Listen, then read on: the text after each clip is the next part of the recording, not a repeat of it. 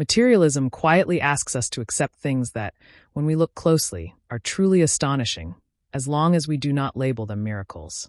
We live in a world where the everyday is never questioned, while the rare is treated with suspicion, as if frequency itself is proof of possibility. Consider birth. We accept it as natural and self-explanatory, but this acceptance masks a far deeper mystery. Birth begins with two cells, a sperm and an egg, but these are not the foundational reality. Each cell is made of molecules. Those molecules are composed of atoms, and each atom is built from subatomic particles. Yet, at the deepest level, these particles are not little marbles, but rather tiny, persistent vibrations in invisible quantum fields that stretch across all of space. Modern physics tells us that reality is not made from matter in the ordinary sense, but from at least 17 fundamental quantum fields. Fields for electrons, photons, quarks, gluons, the Higgs boson, and more. These fields are not contained by space, they are space. They fill the universe completely, never turning off, never switching places, always interacting and always vibrating. What we call particles are simply localized patterns, ripples in these universal fields, and everything that we see, touch, and experience is a result of complex and continuous resonance within and among these fields.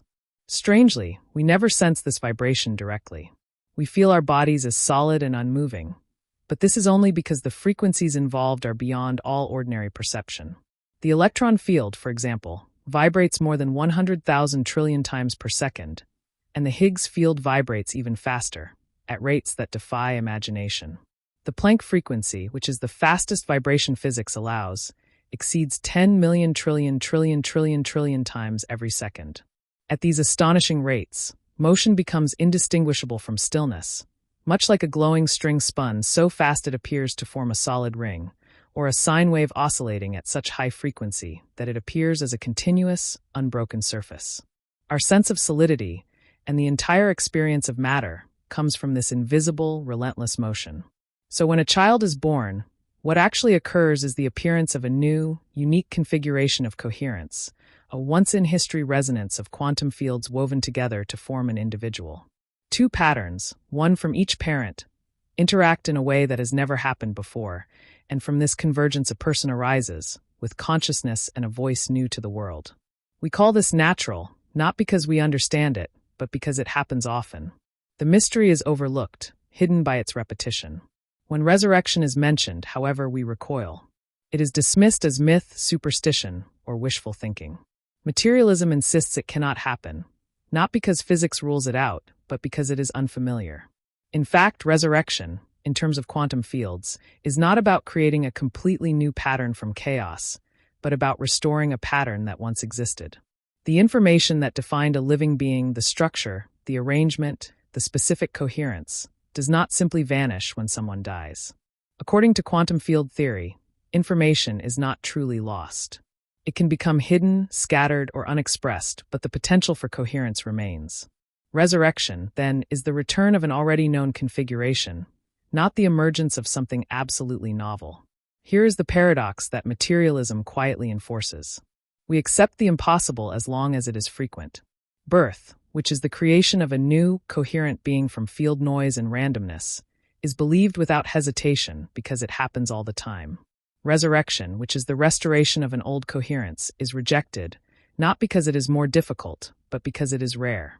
In our thinking, rarity becomes impossibility. Frequency becomes evidence. This is not logic, but habit.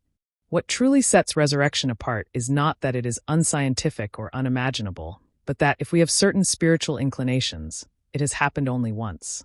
Not a handful of times, not once per century, but exactly once, to exactly one person. It is this absolute singularity that disturbs us, because it stands alone.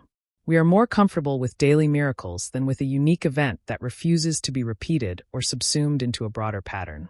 If resurrection happened even once, it is not a metaphor, but a fact that redefines what we believe about the universe. It means coherence, once lost, can return. It means consciousness is not automatically erased by death. It means the fields that shape everything can remember and reconstitute what was once expressed. In this light, death is not a final vanishing, but a deep silence, perhaps only a breath between verses, before the music returns. This perspective opens up a new way to see growth itself. Growth is not just getting bigger or accumulating more material substance. Instead, growth can be understood as the process by which a living being's coherence, harmony, and resonance with the fundamental fields becomes more complex, more integrated, and more expansive over time. As an organism develops, it is not simply adding cells or mass. It is weaving together more intricate patterns of field resonance. Each stage of growth represents a higher degree of organization, a deeper and richer pattern of interaction among the fields that constitute its body and mind. In a human being, growth begins as a single fertilized cell, a basic zone of resonance. As the embryo forms and differentiates, the fields that create nerves, muscles, bones, and brain become more specialized but also more harmonized. The patterns of vibration that make up the body become increasingly coordinated, allowing for new forms of experience, movement, and awareness to emerge. Learning, memory, and emotional depth can be seen as refinements of resonance, as if the mind is tuning itself to ever more subtle and intricate patterns within these fields. Growth, then, is not just expansion in space, but an unfolding in the dimension of coherence.